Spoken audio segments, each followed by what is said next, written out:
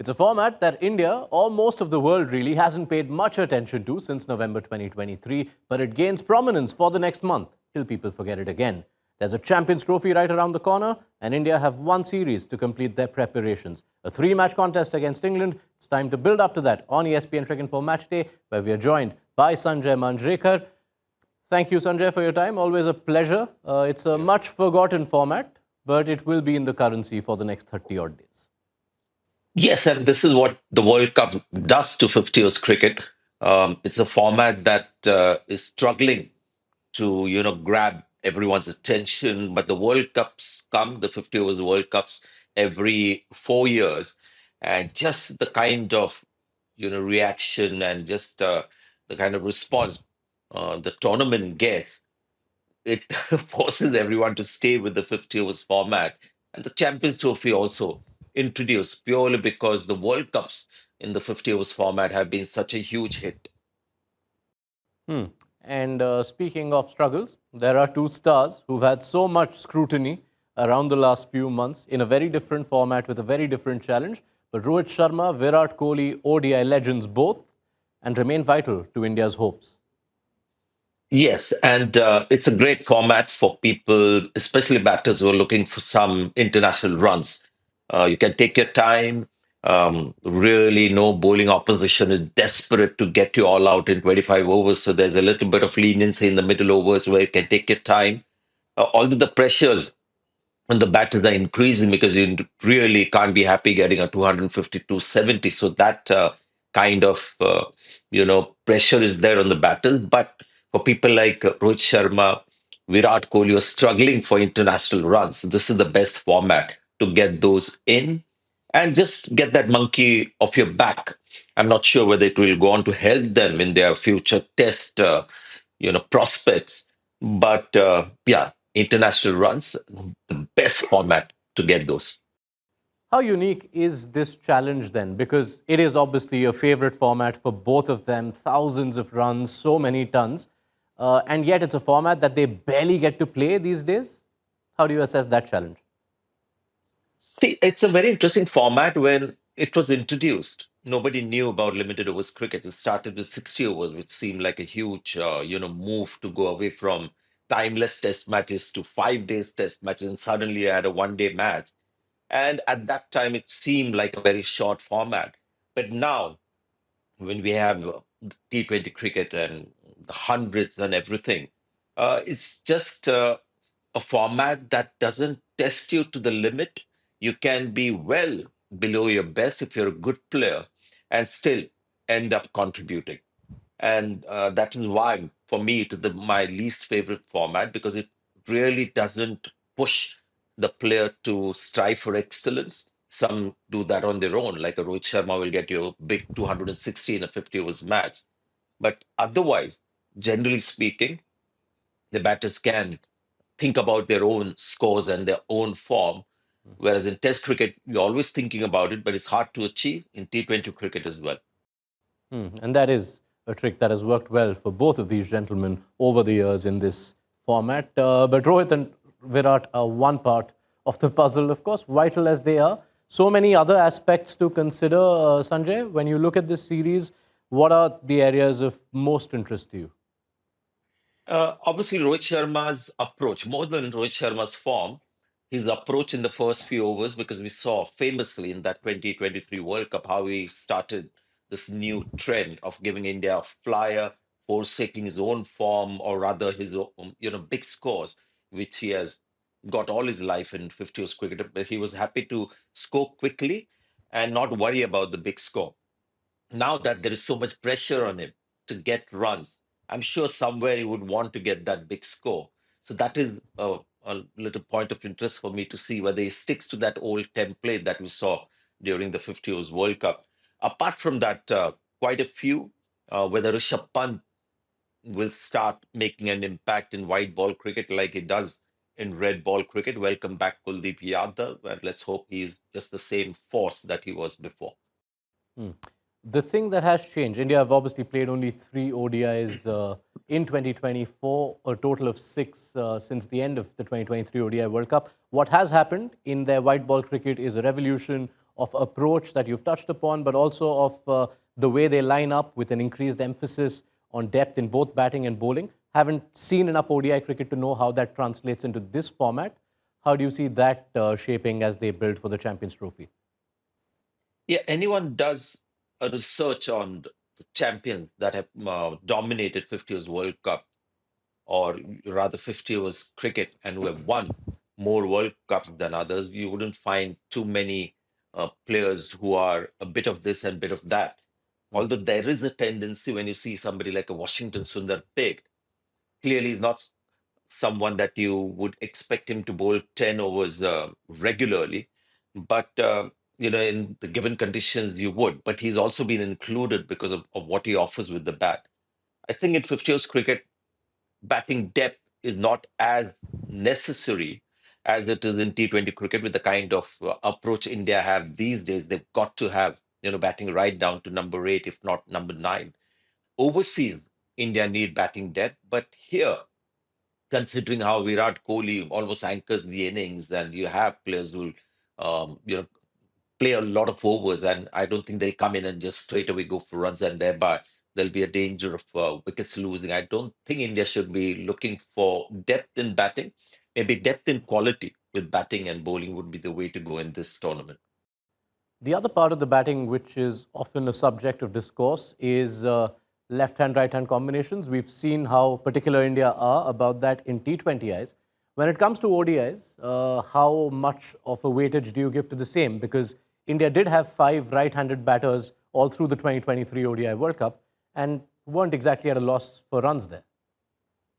Yes, and interesting, when we saw the T20 series against England, it seemed like India was obsessed with having that left hand, right hand combination when you had Washington Sundar coming ahead of a pure right hand batter.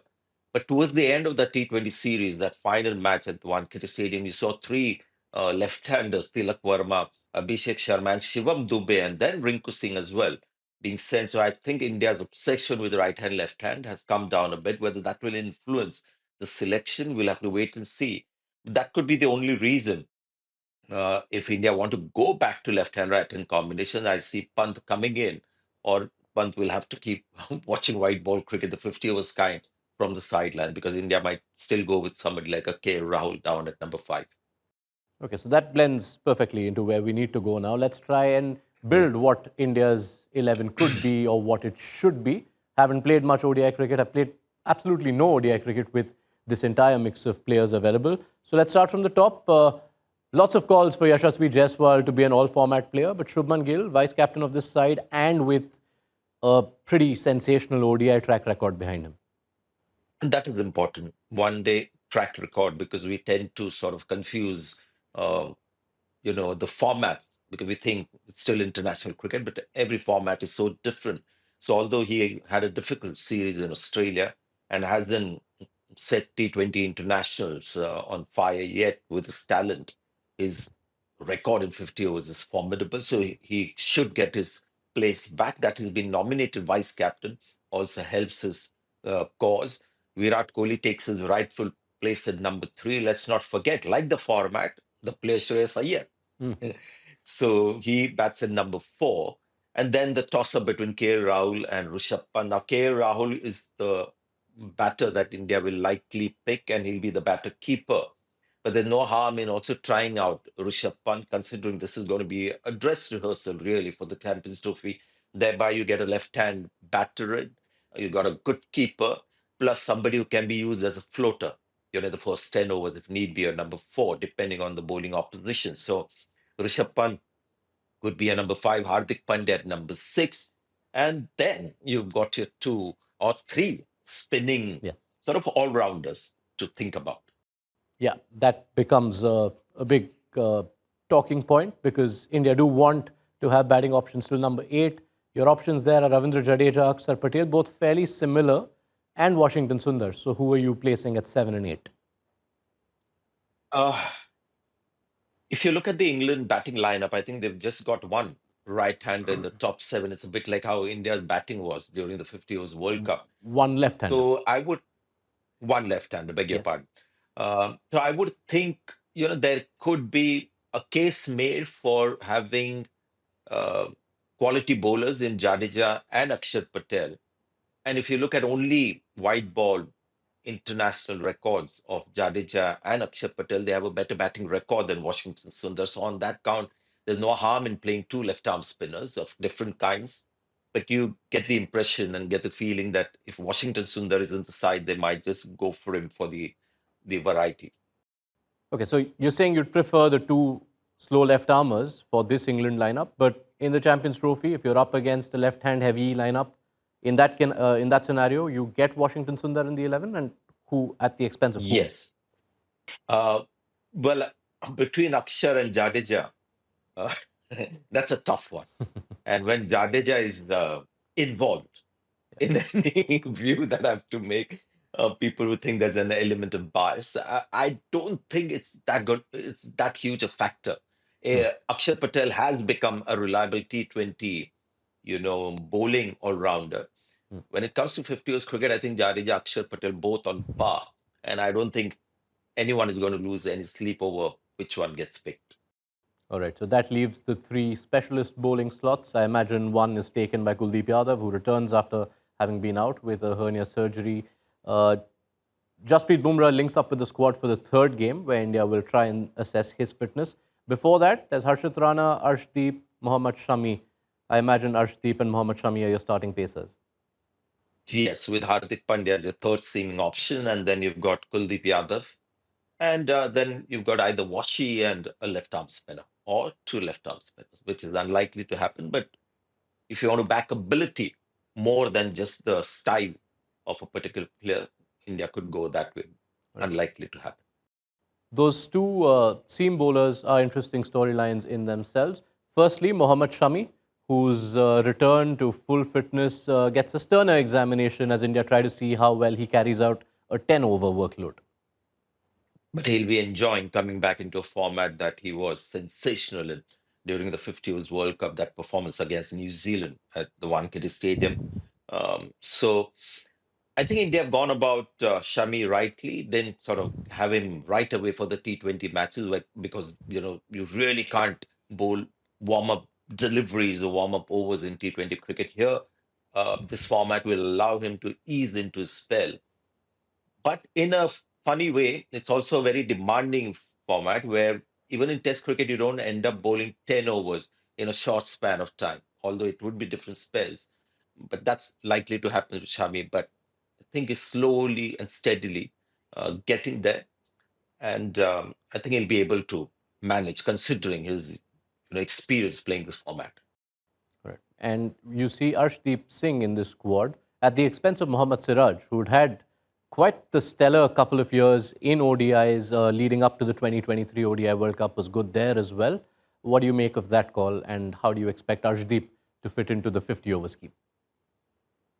But it's a call that makes sense in a way that Siraj was at its peak, and off late, maybe because he's playing all three formats, hasn't quite made the same kind of impression.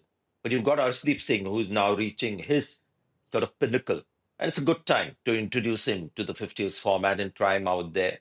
And if he does well there, it could be an option for test matches as well. Let's not forget Bumrah's T20 performances got us to believe in Bumrah, the test bowler, as well. So, so Siraj should look at it as a nice little break for him to recharge batteries, because I don't think Indian cricket will forget Mohammad Siraj very quickly.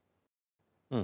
Quick thoughts on England, the challenge they could pose and the challenge they face themselves. When you look at the batting first, one clear and key difference is the presence of one Joe Root, who provides a semblance of calm in the otherwise chaotic structure of England's white ball play. Yes, and it's still a format, although you see more fours and sixes, it's still a format dominated by ones and twos, because the middle stage is the longest. And that's where you need batters who have that ability, against good bowling, to be able to put the ball in the gaps like Virat Kohli does. And I think Joe Root seems the only sort of qualified batter to do it, because it's easier said than done. Knowing where the ball is going to turn and eventually end up and playing with soft hands into the gaps is much more difficult than you would think. And Joe Root has that skill and the ability. You've also seen how they operate with regards to their pace attack. They all enjoy bowling those hard lengths. Do you expect them to make life any more difficult for India in the ODIs? I don't think so. If the ball swings a bit, maybe to an extent, but we saw in the T20s as well, especially with the younger batters, pace really doesn't matter as much. But um, be interesting to see how they go against Rohit Sharma because they'll realize that there is a batter short on confidence out of form, and they've got plenty of pace to go with to put pressure on Rohit Sharma straight away. We'll see how he handles that. But barring that, I don't think pace is going to be such an issue for India. All right, let's see how it all pans out. A lot to look forward to and longer hours of white ball watching to get accustomed to again. It's been a while since we did ODIs. Thank you so much, Sanjay, for setting up the ODI series Thank you. for us. Nagpur, Cuttack and Ahmedabad are the three venues. Be sure to join us on ESPN Cricinfo Match Day. Sanjay Manjrekar will be with us right through the series.